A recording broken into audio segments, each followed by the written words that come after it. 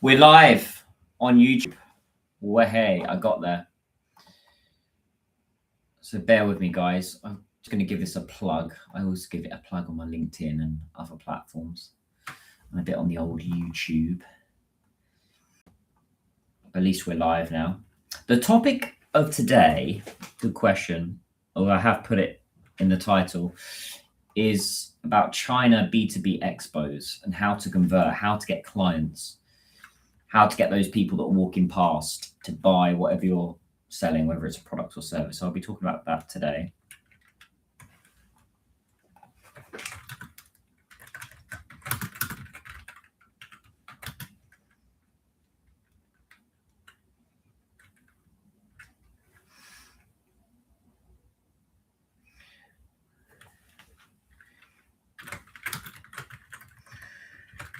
Big opportunity with B2B Expos in China. That's what. And how to convert. There we go. Right, that's up on the old LinkedIn now. And it's really crucial to plug your your live streams when you do them, because I have got potential clients from it recently. So they're worth doing, these live streams. I enjoy doing them because it helps me with my elocution and speaking. I've never really had an issue with speaking. It's been more well, now I am, but it's obviously building confidence, but it's good to just get your face out there. It's so important nowadays. And that's what I want to talk about today. The first thing with B2B Expos, you need to be exhibiting, not just attending them. It's really important to get out there.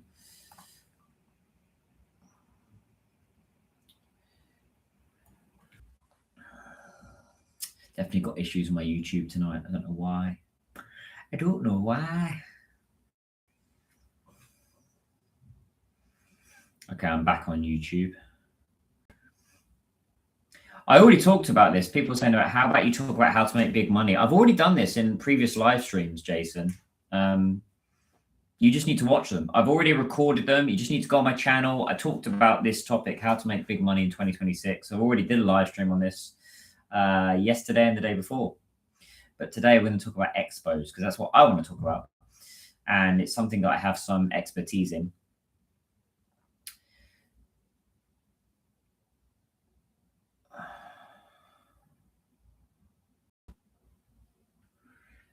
We're nearly there. I'm just giving this a plug. I will find a system eventually where this will just all go live at the same time. But at the moment, I'm having to do it one by one, which is fine. So I've given it a plug on Instagram. And now the final one is TikTok.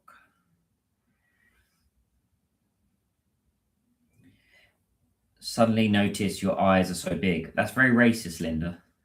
No, I'm joking. By the way, I'm not someone that gets easily offended. If someone puts comments, I get all sorts of comments on my videos. I never take it to heart. If someone puts a bad comment on my videos, they've fallen into my trap. And I get that question a lot. How do you deal with hate? I don't get a lot of it, to be honest, but laugh, and I never delete it unless it's something really untrue. Okay.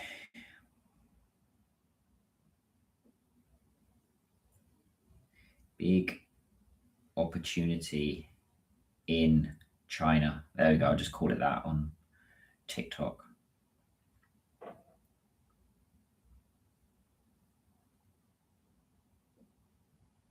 think we're nearly there. Cool. Right, it's all set up now. Brilliant. Hello, Daniel, as well. Daniel Mallon is one of my top YouTube fans. Happy New Year, Lao Ban. Thank you. Thank you for calling me Lao Ban. I'm not a big fan when my Chinese staff call me Lao Ban. I don't really like that. I'd rather they just call me Daniel or Bai De Han or Sir, but not Sir, no. So you need to translate your voice to Chinese by AI. Yeah, that is a good point. If I want to do live stream on Red Note. So today the topic is B2B expos in China. Expos, short for exhibitions. I still get that from some people. What is an expo? Even from the West, I get that sometimes. There are multiple coming up. March is going to be a really hot month. I've already got a list in front of me, which I want to make a note of. Big ones for me are going to be actually in Suzhou, believe it or not, kind of mid-March. There's some really big ones like BioChina and CMAC. I really want to focus on B2B. I've done some B2C ones in the past. The China Cosmetics Fair, which is usually in May in Shanghai. It's a pretty good fair. Problem with that fair, that expos, you get a lot of a lot of aunties and young students that just want to get freebies.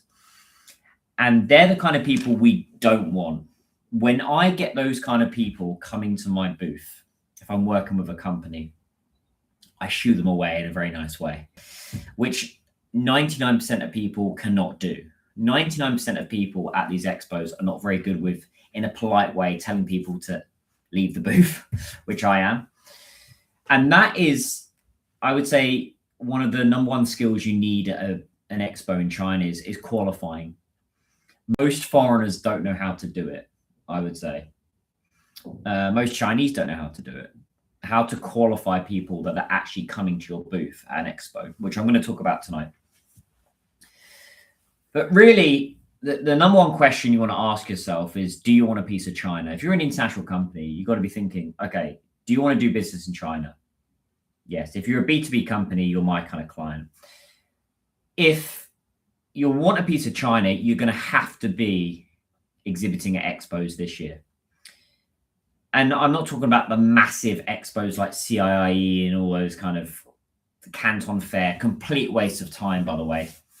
I always dissuade people to go to the Canton Fair or CIIE because for conversion, to get money, clients, they're not great.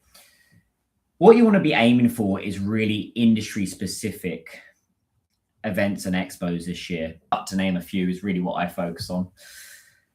And I touch other verticals like B2C, property, universities, schools, but honestly speaking, those kind of industries, they rarely have budget for China. So I really focus on where the money is, where the budget is. The biggest opportunity is B2B. And I've got a list of events that I want to discuss with you guys, but this is another step that I would be looking at, is creating a roster for yourself. So what's coming up from March until October, November, and it's only a 6 month, 6 to 7 window. 2 or 3 expos that you could be exhibiting at. One is great, but it's never enough. I meet lots of international companies in China that, oh, we go to our one expo every year, and that's sufficient for us. Oh, Michael, you're in. There we go, Michael. I was just talking about SNIAC. All right. Okay. So Michael's actually the top guy at SNIAC. So this is what I do every few weeks: is I'll have a look at their website, the SNIEC, the Shanghai National. Shanghai. I forgot it again. Sorry. I've been there so many times. The Shanghai New International Expo Center. So I'll have a look at their website. I'll see what's kind of coming up, and then I'll target the ones that I think are relevant for B2B. The ones that I went to last year, that events that I thought were really good, is CPHI, which is, I think it was July from what I remember. That's a really good event to go to at the Shanghai New International Expo Center. I go to the Aluminium Expo as well. But I tried to go to stuff that is really B2B focused, because honestly speaking, that's where the money is. June, sorry, I got that wrong. Yeah. And And there's a strategy for these expos, but for companies out there, whether it's a Chinese company or an international company, you really need to be creating. I mean, you should have done it months ago, to be honest, but you could start now. And I would say 3 months is an adequate amount of time before an expo to plan for it, to pre-market, to set up the meeting, the expo, to start building relationships, because just rocking up with your booth is never enough. It's never enough to just have a booth at an event. You have to be very strategic if you really want to convert. Oh, thank you so much. I appreciate it. What question? I don't want to. I'll try and answer questions as I go through. They've got so many coming in. Why did I say the Canton Fair is a waste of time? It's full of people, cheap people that are looking for cheap deals to source products. It's the kind of people that go to the Canton Fair, or they're looking around just to see like what's the latest and greatest B2C product. There's not a lot of B2B there. It's a great trip down to Hong Kong, but honestly speaking, I think the Canton Fair is a waste of time. And I tend to go to more events at the Shanghai New International Expo Center. Most of the events I went to was there last year. I went to a few also at the Shanghai. Is it the Shanghai Convention Culture where they do CIIE? But that one is event is too big. It's the China International. What's the name of that place called? Bear with me, guys. I will get this going.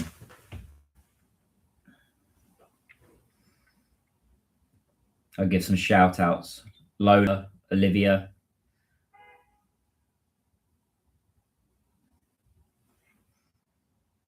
Right, we're back. So I'm going to reel off, which I'll probably be going along to.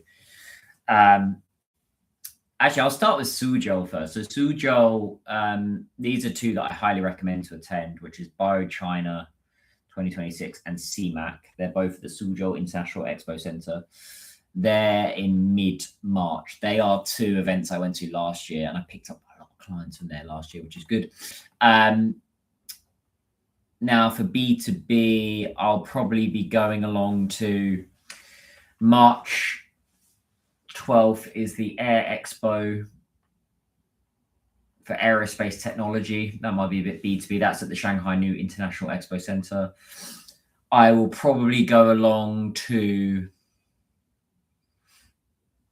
I'll tell you what is a bit of a waste of time is the ones that was like Shanghai International Machine Tool and International Hardware Fairs. They're always a big waste of time. None of those companies have money, gotta be honest.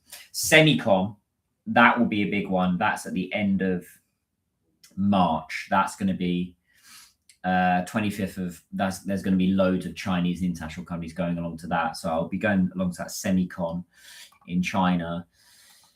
Shanghai New International Expo Center. CMF, which I mentioned earlier, that's in April. This year's early. That's the National Exhibition and Convention Center. IE Expo, I went to that last year, the Shanghai New International Expo. I remember that was dominated by lots of Germans, and Germans always do really well at these expos. The reason being is because their government gets behind them, but also they band together in a big collective of usually 20 to 30 companies, which is really good. British companies do this really poorly. There will be maximum 4 or 5 companies, British companies, at these events, and it's such a missed opportunity. This is, I would say, one of the biggest advantages that German companies have, and Italians and French have over British companies, is they always come out in a big collective force. So it's easier to find them in a room, and they're always under the banner of the government. Our government is not very good. The British government is not very good with support for companies. What else? SIAL Shanghai, the Shanghai New International Expo Center. CPHI in June, mid-June, is one I highly recommend. CPHI. If you guys can remember anything, CPHI and PMEC, the Shanghai SNEAC. I call it SNEAC. Aluminium Expo is also pretty good in July. I went to that last year. It's okay, but again, it's full of a lot of companies, Western companies. I find that are they're lost with China, but don't really know. They don't really have a lot of direction. They'll have a booth there, which I'll go into. How about the Beyond Expo in Macau? So I know Gang Lu, Dr. Gang Lu, who runs that. I know the guy that runs that, and is it too much just to show off tech? I live right next to it in Zhuhai. Daniel, contact me because I can probably just get you into that event. I know Dr. Gang Lu, who runs Beyond in Macau. Is it a show-off event? I can't really comment. I would say it's more a little bit more networky. But I can't really comment because I haven't been to it. I just know the people that run Beyond, the Beyond Expo. It's not Beyond. It's not that Beyond. It's called the Beyond one. Why they had Beckham there. I would have had someone like Nvidia, you know, that guy, who I saw, Dr. Gang Lu, who runs Beyond. He met that guy recently, the head. So would I recommend it? I think it's worth going to, but yeah, just speak to me, Daniel. I can get you in. I'll get you in. I know someone. So the Beyond Expo, yeah, have that on your radar. But they're pretty much the ones that I recommend to go to. CIIE, I've got a bit of a love-hate relationship with that one. So I've been to it a few times. I've never picked up any. Also, guys, my goal tonight is I want to get this to 15,000 likes. Or Jintian Wanshang, Oyao, Shuga, Dianzan. Okay, and we're back on YouTube. I don't know what's going on tonight. But I hope that answered your question, Daniel, if you're still there, about Beyond. Now, your pre-marketing before you even exhibit at the event is so important, especially if you're an international company in China. You need to be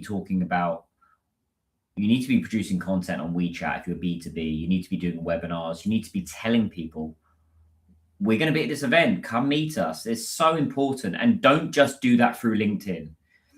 When I see a foreign company do something on LinkedIn and say, hey, guys, we're looking so forward to meeting you in China. It's like, great, but you're not really targeting Chinese decision makers with those kind of posts. You really want to focus on posting that kind of content on Chinese social media, because LinkedIn doesn't work in China. So you want to focus on where Chinese decision makers and your targets hang out. Where do they hang out? They hang out in WeChat. They have a look for you through industry media. They'll have a look at Baidu. They'll search for you through Baidu. They're not using Google. So you need to focus on where Chinese people are, right? That's the most important thing. So you don't want to be looking at a LinkedIn post is fine. Hey, we're coming to China. But you also need to think about influencers. A lot of B2B companies miss this, is you need to be working with influencers. And I'm not talking about Kim Kardashian or Liu Dehua, like Andy Lau. I'm talking about industry-specific influencers that are experts in their field. And there's plenty of them in China.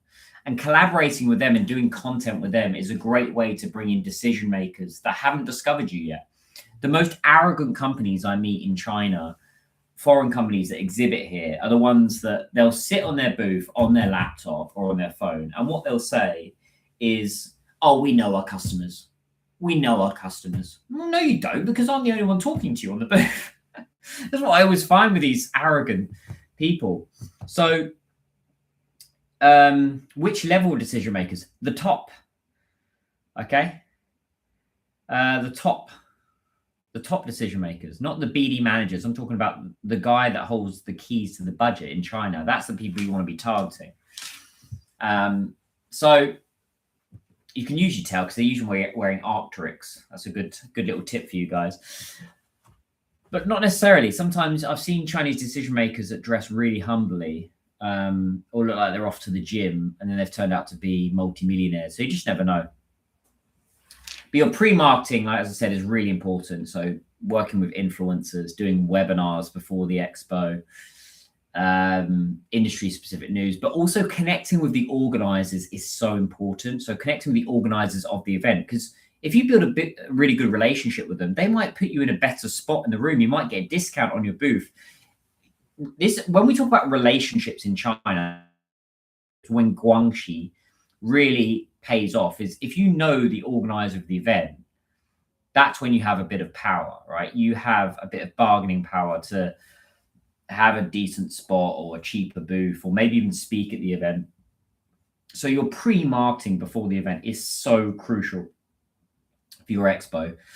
And so many companies get it wrong. A lot of them just rock up with a booth. And then the vicious cycle that I see with international companies is they'll be at a booth, they'll have a booth for 2 or 3 years. They don't really get many clients because they've done no pre-marketing, they've done no marketing, no proper strategy. And then they wonder, and they blame China. And it's not, you shouldn't blame your audience. You should blame yourself. You need to look inward and think, okay, our strategy was wrong. And the only way you can really do that is you can't do it by yourself. You've got to work with someone like me or an agency. They're going to deliver for you because I've seen it firsthand. Nothing is more frustrating for me is when I walk past a booth in China at an expo and someone is on their phone like this. It is the worst thing. If you've got work to do it at lunchtime or do it outside of the expo, because every hour, minute, second of those expos are so important. You never know who's going to walk past your booth. Yeah, so there's these expos are crucial. Networking events are great in China, but I would say that the expos are more critical. So pre-marketing for the event is really, but you want to set up the meetings, as many meetings as possible before you even have the event. This is what a lot of companies don't understand. They try and do meetings on the day, which is fine. You are going to get people discovering you on the day. But wouldn't it be better to set up loads of meetings during the expo that you're so busy that you don't have time to speak to people walking past? Like, you let the lower BD people like me deal with those. And day, that's what I want to focus on at these expos in China, is that you're so busy. But some top tips of those, or maybe adding someone on WeChat. But apart from that, no, you should not be on your phone. If I see someone on their phone and I'm working with them, I'll tell them, get off your phone, because it's rude, but also you can use your phone anytime, right? What is so important that you can't speak to people walking past? The other thing about pre-expo is making sure that everything is ready on the day. So making sure all your shelf scheme, all your water, everything, all the materials and everything is ready for that day. I see companies that haven't prepared properly for expos. Failing to prepare means you're preparing to fail. A teacher once said that to me at school before my exams. And you need to make sure everything is prepared beforehand. So that's so important. And then you feel less stressed. There's no greater feeling than when you're at an expo and everything's ready. You're set up. If the expo starts at 9, you're set up at 9 a.m. You've been in there since 8 a.m. You've got everything ready, and then you see people rushing around. So that's more the pre-expo, right? Now we're going to talk about the expo. So the expo itself, I would say you need a minimum of 4 people. And they have to all be commercially minded. They can't just be students or translators, which is the worst. I see a lot of Indian companies do this. A lot of Indian companies in China will just have a Chinese translator on their booth. It's not good. So you need someone commercial. you need someone that is going to be proactive outside the booth, pulling in that foot traffic. Because I find some Chinese decision makers are a bit hesitant. They kind of walk past your booth, but you've got to be almost physical, not literally grab them, but you need to pull them in. And a booth itself has to be bright. It has to be lit. It has to have tables and chairs. It has to be attractive. There's nothing worse than a booth that is, it doesn't matter how big your booth is. It could just be one table, but it has to have some character. It has to have some vibrancy about it. If it doesn't have those key ingredients, then it presents how professional you are as a company. It has to be interactive. These little things are great, little giveaways, and the Australians, they always have little kangaroos and stuff, are great little giveaways to have. But the most important thing is the people on the day. I'd say if you're a foreign company, you need a mix. You can't just rely on a load of foreigners, and you can't just rely on a load of Chinese. I think you have to have a mix of real technical people that know the products or service, and then you have to have really good sales, commercial people. They're not going to sit down all day. Sitting down all day, unless you're a lady and you've been on your feet all day, and I know that kind of, I would say you need to be outside the booth, getting out there, and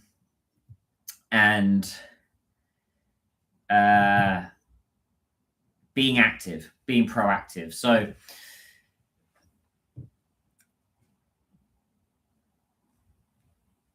you need to be outside your booth. A lot of people tend to hide.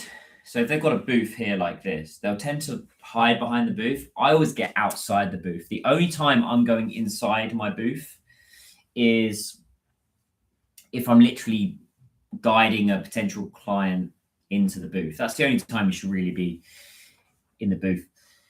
Throughout the day, in your WeChat, this is a really good tip. I don't have it on this phone, but a little tip, this is a really good tip, is when you go to an event in China, is you have your Erwema, your WeChat code, your WeChat code, have it on your phone all day. Because if you have it on your phone all day, you're going to lots of people are going to want to connect with you on WeChat. And if you just, hey, scan me, the code is already there. Don't have your friends, your family, your boyfriend, girlfriend, husband, wife on there, or inspirational quotes. I would actually have a QR code on your phone that you can just scan. So actually the phones that I'm live streaming with right now, my wallpaper is my WeChat code. Clever, right? It will save you time. And then when you add each person, especially if you're a foreigner coming to China and you don't speak Chinese, there'll probably be a Chinese name. So I always write a little note. Make sure you write a little note. Where did you meet them? Who are they? Do they have an English name? I always write a little note next to their name, because you'll add so many people at these events. And with potential clients, you should always get them to follow you. So follow your Guangzhou 你的微信公众号. So follow your WeChat official account. Make sure that they're exactly. And you need to be strategic. It's useless to just add. This is a good point. It's useless to just add so many WeChats. Sometimes I'll say to people, why do you want to have my WeChat? I want to be friends. I'm not interested in friends. I'm interested in money. I'm interested in, let's make money together. Forget being friends. Right? So I'm quite ruthless in a way. Anyone that ever comes up to me and says, hey, I want to add your WeChat to be friends. You don't want to be friends with me. I've already made my friends. I made my friends years ago. My friends are people that we speak every week, not just some random person wanting to add my WeChat. So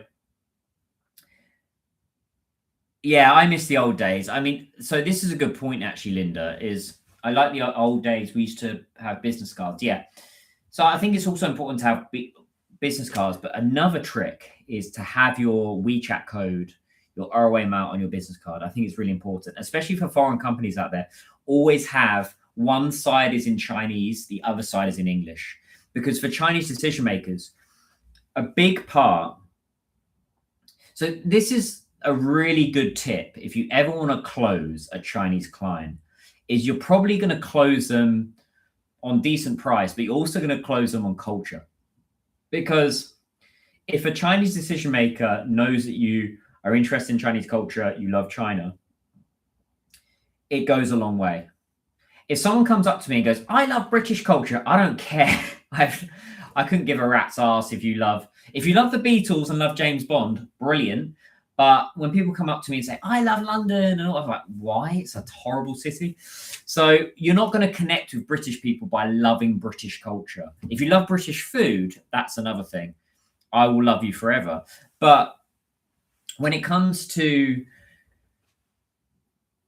if you really want to get Chinese clients, this is the golden piece of advice, is you have to connect with them on a one-to-one level culturally, with cultural intelligence.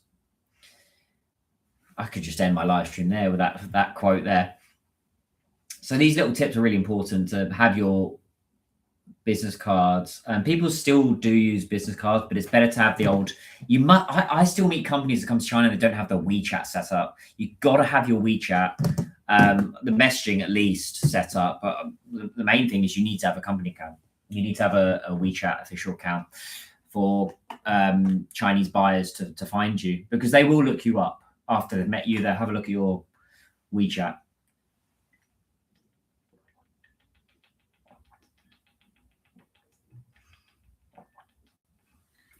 So, covered quite a lot of things here. But if it's 2 or 3 day event, you should be on your feet for 2 or 3 days. You should not really sit down. You should sit down maybe to have lunch, but you need to be, or to sit down and speak to clients. But there's nothing worse than me walking past a phone and me seeing someone on their phone on Douyin or on Instagram. They're just not at the event. You know, their mind has gone somewhere else. So you need to be active. You need to be ready. It's really important to convert. Now,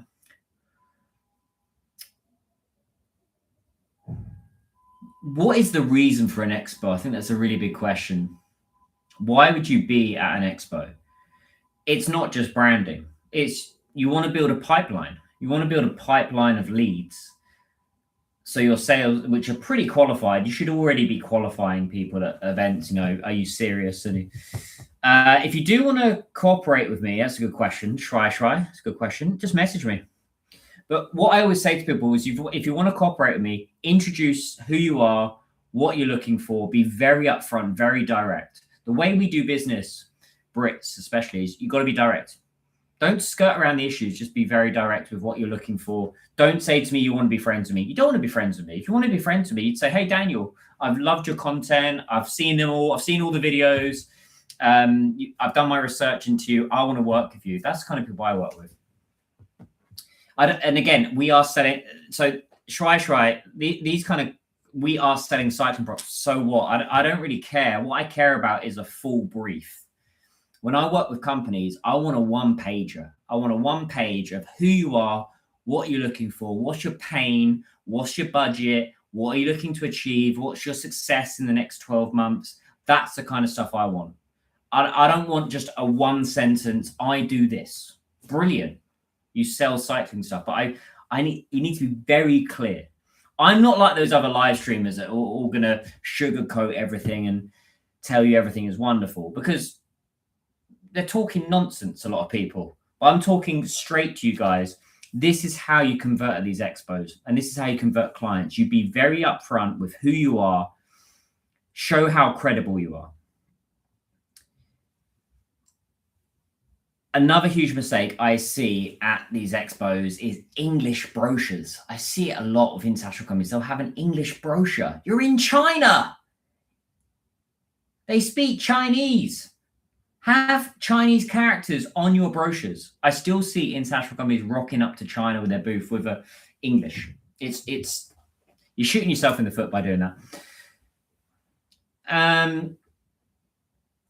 So your booth has to be lit up as well. Lights, giveaways are really important. Be careful of thefts.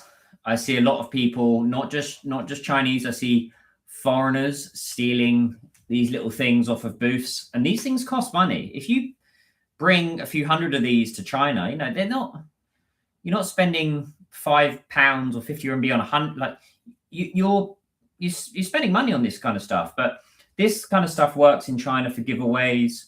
Chongdianbao, so those power banks are great. The little fans in the summer, those fans are brilliant giveaways. Those little fans, the hand fans, because they get hot, gets hot in those expo centers. So it's really important to have giveaways, but not just giveaway items. Pens don't really work. I would say cuddly toys are great, power banks and fans. But I always make sure that when I do a giveaway, a competition or something, you need to make sure that when a Chinese decision maker comes over, that they're actually following your account. They're following your WeChat, or you've got to have a WeChat official account. You must have a Weixin Gongdonghao. If you're an international company and you're coming to China, if you're not having a WeChat, it's a stupid move. It really is. I bang on about it every day on LinkedIn. I get so many companies. It's kind of like, it's getting to the point now where it's just a stupid comment for an international company to say, hey, we're coming to China. Do we need a WeChat? Yes, you do. You know, it's kind of really, it's getting to the point of almost idiocy, because I bang on about this stuff all day long. So those grabber machines, they don't really work, by the way. That's another thing. I see those grabber machines at those expos where you can grab an item and yeah, it looks cool, but is a 40 or 50-year-old Chinese man or woman using that? Probably not. For international companies, another thing that I get is they get a bit worried about Chinese people taking photos and videos. Look at it the other way. Free marketing. If someone's taking a photo of your booth and taking videos, free marketing. Thank you very much. Post that on your WeChat moments. So that's always a good one, is get people to share content on their Pengyou trend on the WeChat moments. Get the content out there. It's so important. 150 people in here. That is amazing. Thank you, guys. Thank you for the wonderful support. 150. And we've had 2,600 people watch this tonight. Amazing. Like I said, if you want to get in touch with me, just and thank you for the gifts. I see there's quite a lot of gifts tonight. So someone's asking me about an MBA. MBAs are good, I'd say, for the network. Most people I know that have done MBA said that the network is good, but the actual theoretical side is not that great. So Chinese companies, yeah, they need to be considering expos abroad as well. That's another question that got brought up. Okay. So these expos, the thing you got to think about is they are data collection. It's where you collect a pipeline of sales. That's the most important thing about these expos. It's getting out there and branding, blah, blah, blah. But you also want to build that pipeline and can quickly convert. It's almost like someone walking into a shop. Let's think about a rich Chinese couple. They're walking into LV, or you want to convert them as quickly as possible. It's the same with B2B. B2B does take a long time to convert, but you'd rather them convert within weeks rather than months or years, right? And as soon as you get them into the ecosystem, you get them into WeChat, they're following you, you want to move them along the funnel, the sales from A to B as quickly as possible. ABC will always be closing. You want to get them there. Thank you, guys. I know, thank you for the support. Appreciate it. Lots of people follow me tonight. And also, I'm going to be posting a new video tonight on my Chinese social media. Across everything, actually. A new short video, which is about 1 minute long. And if you haven't seen my content, go and check it out. I've got some great content on there. I did want to go post expos, but maybe I can do a part 2 another time. But any expo, you should be getting hundreds of leads that are pretty qualified. You should be getting 500 to 1,000 follows on your WeChat official account. That's the kind of for Weixin Gongzhonghao. You should be, and also those people that are following you, they don't just Guangzhou, they don't just follow. I stand over them. I stand over their phone and I make sure that they like it. Do they like your articles? Are they sharing your articles on their WeChat moments? That's the kind of stuff that I do. No one is doing that in China. I think I'm the only person that stands there like, yeah, Okay, so I don't cross my arms. I do it in a nice way. Yeah, give it a like. The end.